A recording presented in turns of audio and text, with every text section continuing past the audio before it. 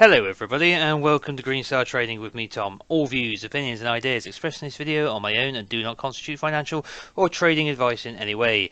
Right, for the next few minutes we're going to be looking at the DJI, which is the Dow Jones Industrial Average, and we're going to start with our Elliott wave analysis first and wrap things up with our basic technical analysis. I've got two counts to show you today. One which I haven't shared for many months, which was my dead Dow idea. You can go back for the channel and try and find it if you like. And the other one is the one we're going to start with, which is the impulse wave count I managed to finally get onto the Dow in the last few weeks. And we're going to look at the recent price action and try and figure out what's going on. So without further ado, let's get underway. Alright then, so a quick recap of what we're looking at here. Chart's a bit cluttered up here, but don't worry about that. Once we come into the smaller time frame, it won't appear quite as cluttered. We're looking at 5 primary waves into the market high, into the peak, and a long wave 1, quite an extensive flat in the wave 2, quite a short wave 3, which therefore gives us a limit on the market. We can't go higher than 3, 5, 6, 7, 6, spot 8. Reason being is that would make the wave 5 longer than the 3, and we can't have wave 3 as the shortest of our 3 motive waves. As one of our 3 motive waves, the 1, the 3 and the 5, the 3 can be shorter than the 1, it can be shorter than the 5, but it can never be shorter than both. So this creates a limit for the wave 5 price action. Alright, so let's move that out of the way. The next thing we're then interested in is everything from our 4th wave up, because these are 5 intermediate waves into our high, like this. So let's come down to the 1 hour and zoom in on this more recent price action. So 5 waves up into our market high, we get 1, 2, 3, 4, 5 minor waves into a zigzag intermediate 2. We then go up into 1, 2, 3, 4, 5 into a intermediate 3, triangle into a 4, 1 running flat into a 2, 3, 4, 5 into the top. Now I'm saying it's the market top, and I'm going to assume it is until proven otherwise. Now let me just explain why I'm saying this. I'm saying this because that's what the technicals are currently telling me. That's my job. That's what I'm doing. But some people seem to take that as a personal attack for some reason. I couldn't give a fuck whether the market's topped or not topped. I'm just simply observing what the technicals are telling me. Okay, I couldn't care less whether you have a stock portfolio and you stand to lose a lot of money. I don't care if you're short and you stand to gain a lot of money. Alright, I'm not some kind of perma bear constantly calling for a top. I don't give a shit. Alright, I'm just trying to do what the chart's telling me to do. That's all I'm doing. So please don't get offended. If you get offended by people calling the top, don't take it personally. Alright. For some strange reason, some people seem to get quite aggravated when you tell them that the stock market's peaked. It's only peaked until it hasn't. If it comes up and makes another high, this interpretation is wrong. And therefore we have to assume a more bullish outlook, which we can talk about in a minute. Alright then, so now that I've got off my chest, let's come in and have a look at the really recent price action. Okay, so we've got a bunch of targets here. Now, assuming that we're in 5th of the 5th of the 5th of the 5th, the cycle wave degree here, first target we need to obviously observe is our bearish invalidation, and we just need to whack a little price label on that. Let's just err on the high side, just be careful. 35, 100, spot 94. There you go. If we go above that, this bearish count is incorrect. It's not that far away really. We're within range of the highs already. And then we've got what I think is happening. And I think we've set a wave 1, impulse wave down. 1, 2, 3, 4, 5 waves down into a 1. And then I think we're doing an expanding flat. So we come up in an A wave. The B expands beyond where the A began. And the C will expand beyond where the A completed. But the C will take 5 wave form. Whereas the A and the B will take a 3 wave form. 1, 2, 3. 1, 2, 3. 1, 2, 3, 4, 5. On our way back towards the highs, we have several targets that we can expect to find resistance at. The first one is the 61.8% retracement of this wave 1 down. Okay, and we simply find that, in case you're curious, by getting our Fibonacci retracement. We go to our high, we come down to our 1. We do not come down to the swing low, since we've identified this as part of a expanding pattern. We come down to where we completed our 1. And we find the 61.8% retracement here at 34505 spot 77. Okay, and that's our first major retracement we want to be considering. Now the next one in the pattern that we're observing, which is an expanding flat pattern, retracements become less important after that 61.8, and extensions of way in relation to C become more important. So we have two. We have 123.6% that A equals C, and we have 161.8% A equals C. So as you can see, excuse the pun, as you can see, if we come up in 5 waves to the 123.6, we will satisfy, just as we would at the 61.8, the structural obligation of having the C complete beyond where the A completed after the B completed beyond where the A started, and that would be our expanding flat. So any of these targets will achieve that goal. If we don't stop at the 61.8, the most likely retracement will be the 123.6 at 34589 spot 42. If we go through that, the next most likely would be the 161.8 at 34938 spot 76. Now, this would not surprise me at all if we did this, because this would create a really nice double top pattern. You see, because obviously we've got, well, let's just do the whole thing. You know, you get a nice blow off top, you come down, up, down, into like a big M. Okay, and this would be a double top. And, you know, the reason, I'm not saying it will come up here, but I kind of favour this just from experience, because this is the ultimate way of saying fuck you to everybody. Because this will make the bears quit early and and you know, chicken out of their shorts, and this will grab a lot of the, you know, bulls who want to chase this thing even higher, will sucker them in and fuck them as well. And this would be the perfect thing for the market to do. And it's not because the market's conscious and wants to fuck us all. It's just the way it works. You know, you'll have to pardon the swearing. I'm in one of those moods today. But either way, it's just the way the market works. It's not malicious by design. It's not malicious by intent. It's just malicious in practice. That's all. So whichever the result is most likely to hurt the most people is the one we should always tend to expect. Now, it might not come that high, but you know, it wouldn't surprise me if it did, is what I'm saying, inside of this. Finally, above that, we have the 35-100. Any move above that will confirm that this bearish interpretation is incorrect, and we have to look at a bullish alternative, which we're just going to do right now. Okay, so all I've done here is I've moved back down in time. That's the wrong chart, Thomas. I've moved all the way back down in time to where our primary wave 4 is. So just for you to familiarise, primary wave 3, primary wave 4, W, X, Y. Well, all I've done is move the 4 to here. Okay, and what that allows us to do, moving the 4 from here to here and counting this as the primary 4, it allows us to build a wave 3 extension. So we get that 1, 2, 1, 2 that goes on inside of a wave 3, where we go intermediate, minor, you know, minute, minuet, so on and so forth inside of the 3. And this allows us to go intermediate 1, 2 in a zigzag, and then we get 3, 4. So we get a zigzag here in the minor wave as well, and then we get a zigzag here. Sorry, not a zigzag, a triangle here in the minor 4. So alternation between the minor wave 2 and the minor wave 4, and this can be interpreted as a flat 1, 2, 3, 1, 2, 3, and 5 down. So you could say this is a flat, and perhaps this is a zigzag, or the other way around. We don't know. Okay, either way, it allows you to say one more wave up, because you get 1, 2, 3, 4, now 5. Either way, we still have that upper limit. Okay, because we've still got, although we've moved our primary 4, okay, we have not moved our primary 3. So we still end up with this limit up here, and this is the peak at which the market cannot cross unless our primary count is completely incorrect.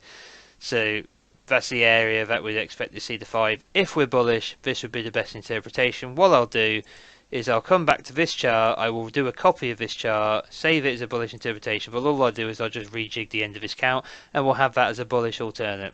Right, now before I go, before we go on to the basic technical analysis, we're going to look at another chart. Now this is a chart I haven't looked at in months. All I did today before filming this was just fill out this little triangle and these 3 minute waves here to finish off this diagonal move of what I'm saying is a zigzag. Now, I did this chart several months ago and I put a target up here at 3,500. Okay, sorry, 35,000 being the Dow, and one apparently, but it's basically 35,000. And I said, looking at log scale extension, because I could see what looked like an ending diagonal forming by the time we got into this third and fourth wave. I was like, well, maybe we've got a zigzag, right? Like this. Okay, an ABC move, and the C is an ending diagonal, and that's creating this closing wedge shape. Can't really see it in log scale here, but when we come into arithmetic, you'll see how those lows match up nicely, and we end up with this wedge shape. So assuming that was a diagonal, I was expecting an early completion in the C relative to the length of the A. And the ratio I was looking for was 35,000, or 349998 we've got here. The label is slightly different from the fib extension. But they're saying, well, golden ratio, 61.8%. Should be the first thing we look at inside of this narrowing pattern. I doubt we're going to be able to push all the way to 100, because that would break this narrowing wedge, but the 61.8 would accommodate it perfectly. So the whole point of this is that we're actually, the Dow died, inverted commas, as I called it, the dead Dow count, all the way back in January, February of 2020. And we've actually just been in a B wave ever since. Difficult to believe, and I still think it is difficult to believe. I personally find it hard to believe, but it's just an alternative count. So keep your ear on. And the idea was that we come down in an A, we have a big expansive zigzag in a B, and then God knows what we're going to get in the C. It could be a gigantic flat pattern, who knows. But either way, the idea was that we would come down in a C, and well, I guess that if you were saying it wouldn't be ABC, it would be WXY, wouldn't it? So essentially, if this is an expanding flat, what we're going to be expecting, excuse me, just talking a lot of bollocks there for a minute, what we're going to be expecting is 5 moves down, isn't it? Sorry, late night. Okay, so we're going to expect 5 waves down like that. 1, 2, 3, 4, 5. So if the market's peaked, and this is the correct count, 5 waves down to a lower low, lower than the March low of 2020, which would be pretty devastating, really, wouldn't it? It'd be a pretty brutal bear market, and the end of the longest one we've ever seen. Bull market, sorry, end of the longest bull market we've seen. A devastating bear market is what I'm trying to say. So let's just zoom in and have a look at just how close we got to this target, and we will come down to the 4 hour, shall we say, 2 hour, and let's zoom in. So all we've done is we've changed the count here to accommodate an ending diagonal. Alright, so we come up in 5 waves, but they're all built of a series of 3 subwaves. Alright, and that's how we can finish in an ending diagonal. We come to the target of 35,000, which is the golden ratio, which is the extension of the A projected from the B to find the C at a golden ratio extension of 61.8%. And we come to it, we wick ever so slightly through it, just body ever so slightly through it, I should say, and then we just dive. Whoosh. You know, the algos, the sell algos switch on at 35 grand and go dump it, and off it comes, flying down. And this, at first, I was still expecting to see a larger wave degree in after seeing this running flat here in my other count. I was thinking, well, 1, 2, 3, 4, maybe this will be a 3, 4, 5, and off we get. And then this happened, coming all the way back through this triangle, through what we're saying was the minor wave 3, 4, and then I was like, well, we've invalidated the upside here, at least for the short term, which we have by coming back through this pattern. So this was a top. Now it could be a short term top, or it could be the top. Nice round number, 35,000. You know, and we've sold off violently, we've come down since. Now from the top, this counts the exact same way as the count I've got here, which is my primary count. We've come down in an impulse, and we're working our way back up in an expanding flat pattern. And that is what I expect to see play out. The same rule applies. If we set a new high above this level, the bearish interpretation is wrong, and we will look to see another high in our bullish interpretation. But for the moment, primary count is going to interpret all future price action as bearish until proven otherwise, and that's going to be our rule going forwards. Alright, that concludes the Elliott wave portion of the video. So let's come all the way back out to the week time frame, auto the chart, and we're going to just zoom back in. Okay, and then we're going to hide our count. Right, and then we're going to bring up our exponential moving averages. We have a 10 in yellow, 20 in blue, 60 in orange, and 250 in green. We're going to bring up our momentum indicators here as well. We don't have a volume profile for the DJI. Unfortunately, it is not provided by the vendor, so we have to live without it when we're working on this thing. So limited technical analysis available. Starting on the weekly time frame, we can see that we are above the 10, 20, 60 and 250 exponential moving averages, and have been for a bloody long time, and haven't really tested any significant level since October last year, where we tested the 60 exponential moving average.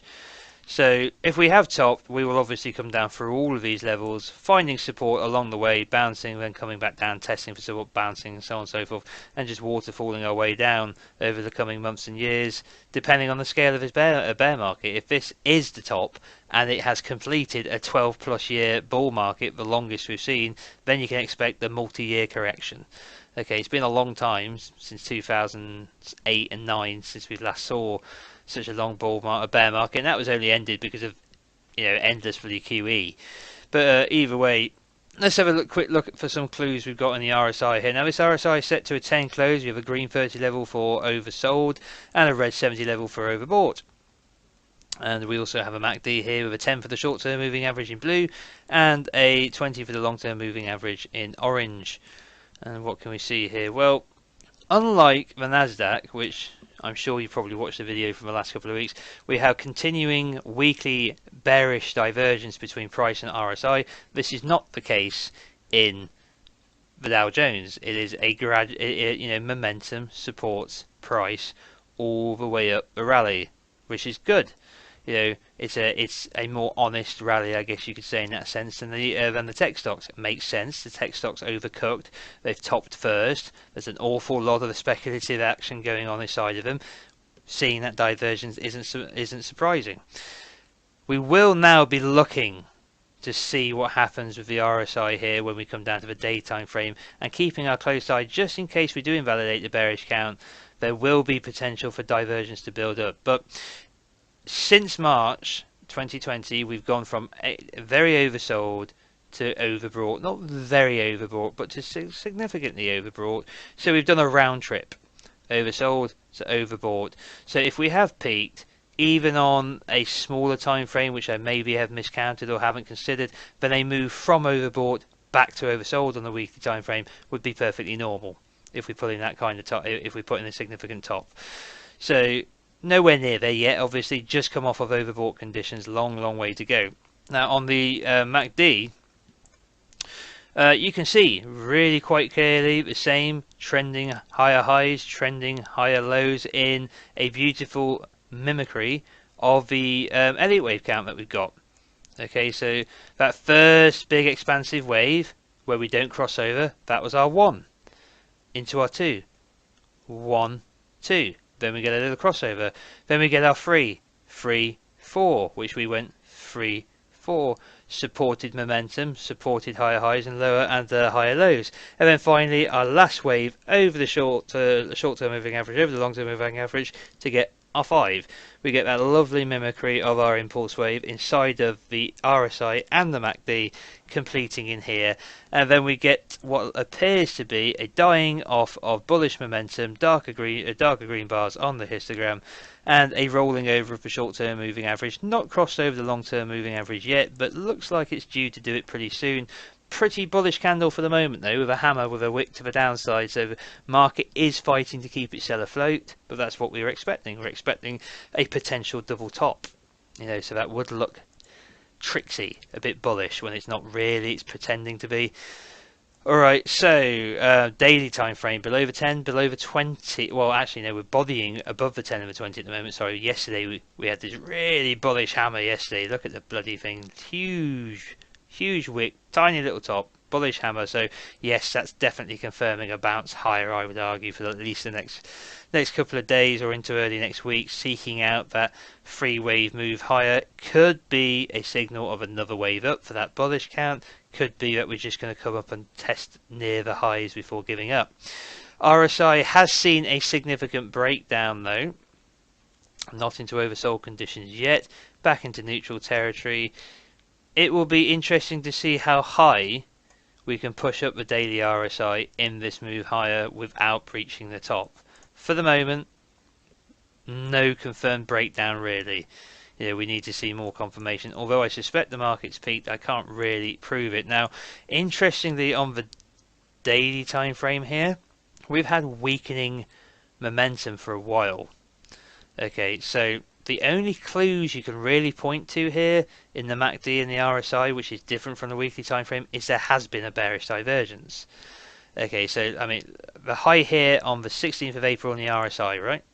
And then the high here on the 10th of May in the RSI, it's a high and a lower high, where we had a high and a higher high with a strong reversal candle, shooting star, right, hitting a perfect Fibonacci golden ratio target, bearish divergence, perfect target, shooting star, sell off. That feels like a top, like a significant top. Could be wrong, just feels like one. We've had other shooting stars. If we come back and have a look over here, here's one here. It's not perfect candle formation, but we didn't have that bearish. I mean, if we did have it. Oh no, we didn't really. The level peaks, a level, no real bearish divergence to speak of, but we do have one here, and it is supported in the MACD, high and lower high in the MACD, continuous bearish momentum, little pop back up into bullishness, continued bearish momentum. Even with the pop today, bearish momentum is dying off a bit. We haven't crossed back over bullish yet, so we could come up, just go over it, kiss it, and then continue to sell off again. Alright then, so that's all I've really got for you now, guys. I'm going to leave it there. If you're new to the channel and you've liked what you've seen, please subscribe, smash the like, hit the little bell notification icon to remain informed of future video releases. Leave us a comment in the comment section below if you want to. And as always, thank you very much to my Patreon subscribers. The Patreon is growing brilliantly at the moment. Lots of new people on the Discord enjoying our conversations, chatting about the markets and sharing technical ideas. If you're interested in becoming a Patreon, there's a link in my description box below. Head over, have a read of it here, see if anything grabs you. I would say, because we're now approaching the end of the month, probably best to leave it to the start of the next month so you don't get charged twice in succession for this month and next month. But if you're interested, bookmark it and look at it later. Also have a Twitter feed. If you're not following me yet, there's a link in the description box below. Go over and do so. That'd be much appreciated. Alright guys, that's it for the week now. I will have a weekend video out on either the SPX or the Nasdaq, because I always like to cover one of the other major indices. And that'll be it till next week. Take care, guys. All the best. Bye bye.